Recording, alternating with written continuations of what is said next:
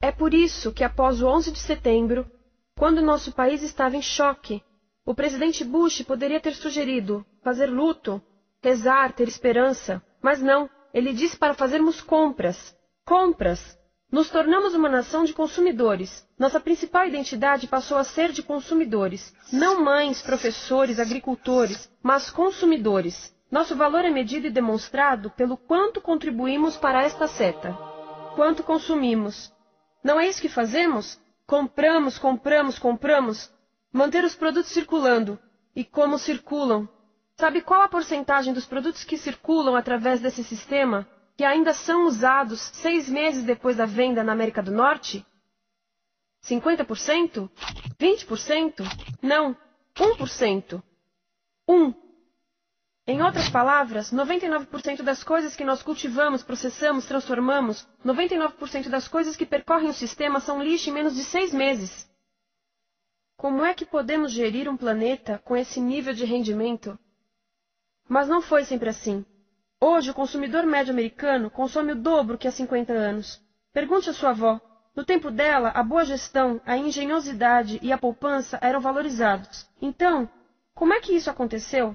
Bem, não aconteceu simplesmente. Foi planejado. Pouco depois da Segunda Guerra Mundial, estes sujeitos estudavam a forma de impulsionar a economia. O analista de vendas Victor Lebow articulou a solução que se tornaria a norma de todo o sistema. Ele disse: a nossa enorme economia produtiva exige que façamos do consumo a nossa forma de vida, que tornemos a compra e o uso de bens em rituais, que procuremos a nossa satisfação espiritual, a satisfação do nosso ego no consumo. Precisamos que as coisas sejam consumidas, destruídas, substituídas e descartadas a um ritmo cada vez maior. O conselheiro econômico do presidente Eisenhower disse: o principal objetivo da economia americana é produzir mais bens de consumo. Mais bens de consumo? O nosso principal objetivo?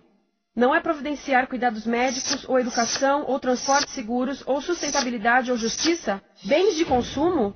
Como é que eles nos fizeram adotar esse sistema de forma tão entusiástica? Bem, duas das suas estratégias mais bem-sucedidas são a obsolescência planejada e a obsolescência perceptiva. A obsolescência planejada é uma outra forma de dizer criado para ir para o lixo. Eles fazem as coisas de modo que sejam inúteis tão rápido quanto possível para jogarmos fora e voltarmos a comprar. Isso é óbvio em sacolas ou copos de plástico, mas verifica-se isso em coisas maiores como esfregões, DVDs, máquinas fotográficas, churrasqueiras, quase tudo, até computadores. Já reparou que quando compra um computador, a tecnologia muda tão rápido que em poucos anos se torna quase um impedimento para a comunicação? Fiquei curiosa e abri um desses computadores para ver o que tinha dentro, e descobri que a peça que se muda a cada ano é apenas uma pecinha no canto. Mas não se pode mudar apenas essa peça, porque cada nova versão tem um formato diferente. Tem que jogar tudo fora e comprar um novo. Estive lendo sobre o design industrial da década de 50, quando a obsolescência planejada começou a aparecer. Esses designers eram muito claros sobre o assunto. Chegavam a debater quão rápido conseguiam que um aparelho avariasse, mas de modo que o consumidor mantivesse fé suficiente para ir comprar outro. Foi tão intencional, mas as coisas não avariam suficientemente rápido para manter essa seta funcionando. Por isso existe também a obsolescência perceptiva. A obsolescência perceptiva nos convence a jogar fora coisas que ainda são perfeitamente úteis. Como fazem isso? Mudam a aparência das coisas. Por isso, se comprou suas coisas há alguns anos, todos percebem que você não tem contribuído para essa seta. E como o nosso valor depende da nossa contribuição para essa seta, isso pode ser embaraçoso.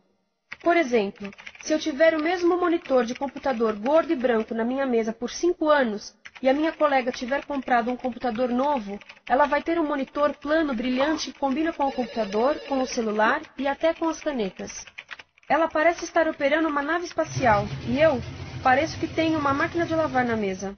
A moda é outro bom exemplo. Já se perguntou por que os saltos dos sapatos das mulheres passam de largos para finos num ano e no próximo de finos para largos? Não é por haver um debate sobre qual deles é mais saudável. É porque usar saltos largos num ano de saltos finos mostra que você não contribuiu recentemente para a seta. Por isso não vale tanto quanto a pessoa com saltos finos ao seu lado, ou em um anúncio. É para comprarmos sapatos novos. A publicidade e a mídia em geral têm um papel importante nisto. Cada um de nós nos Estados Unidos é bombardeado com mais de 3.000 anúncios por dia.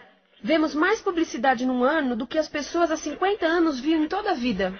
Qual é o objetivo de um anúncio se não nos fazer infelizes com o que temos? Por isso, nos dizem 3.000 vezes por dia que nosso cabelo está errado, nossa pele, nossa roupa, nossos móveis, nossos carros, nós estamos errados. Mas tudo se resolve se formos às compras. A mídia também ajuda a esconder tudo isto e isto. Por isso, a única parte da economia que vemos são as compras. A extração, produção e envio para o lixo acontecem fora do nosso campo de visão. Por isso, nos Estados Unidos, temos mais coisas do que tivemos antes, mas pesquisas mostram nossa felicidade declinando. Nossa felicidade teve seu pico na década de 50, a mesma época em que a febre consumista explodiu. Coincidência interessante. Acho que sei o porquê. Temos mais coisas, porém menos tempo para o que realmente nos faz felizes. Amigos, família, tempo livre. Estamos trabalhando mais do que nunca. Analistas dizem que não temos tão pouco tempo livre desde a sociedade feudal. E sabem quais são as duas atividades que mais fazemos no pouco tempo livre que temos? Ver televisão e fazer compras. Nós, americanos, passamos 3 a 4 vezes mais tempo comprando do que os europeus. Assim, nessa situação ridícula, vamos trabalhar talvez em 2 empregos, e quando chegamos em casa exaustos e sentamos no sofá novo para ver televisão, os anúncios dizem que não prestamos, então vamos às compras para nos sentirmos melhor. Depois trabalhamos mais para pagar o que compramos e chegamos em casa mais cansados, vemos mais televisão que nos diz para fazermos compras outra vez. E estamos nesse ciclo de trabalhar, ver, comprar, e podíamos simplesmente parar. Então, no final, o que acontece a todas essas coisas que compramos? Nesse ritmo de consumo, não cabe tudo em casa, apesar do tamanho médio das casas ter duplicado nesse país desde os anos 70. Vai tudo para o lixo, e isso nos leva ao tratamento do lixo. Essa é a parte da economia de materiais que conhecemos melhor, porque nós temos de levar o lixo até a esquina. Cada americano produz 2 quilos de lixo por dia, o dobro do que fazíamos há 30 anos. Todo esse lixo ou é despejado num aterro, que é um grande buraco no chão, ou ainda pior, primeiro é incinerado e depois despejado no aterro. As duas formas poluem o ar, o solo, a água, sem esquecer que alteram o clima. A incineração é realmente ruim. Lembra daqueles tóxicos da fase da produção? Bem, queimar o lixo libera esses tóxicos no ar. Pior ainda, produz supertóxicos novos, como a dioxina. A dioxina é a substância mais tóxica feita pelo homem, e os incineradores são a principal fonte de dioxina. Isso significa que podemos parar a principal fonte da mais tóxica substância conhecida e feita pelo homem, simplesmente parando de queimar o lixo. E podemos parar hoje. Algumas empresas não querem criar aterros e incineradores aqui. Por isso, também exportam os resíduos. Então, e a reciclagem? A reciclagem ajuda? Sim, a reciclagem ajuda. Ela reduz o lixo nessa extremidade e depois reduz a pressão para minerar e colher mais nessa extremidade. Sim, sim, sim, todos devemos reciclar, mas reciclar não é o suficiente. Reciclar nunca será suficiente, por 2 razões. Primeiro, o lixo que vem das nossas casas é apenas a ponta do iceberg. Para cada saco de lixo que deixamos na esquina, 70 sacos de lixo são criados anteriormente, só para fazer o lixo desse saco que deixamos na esquina.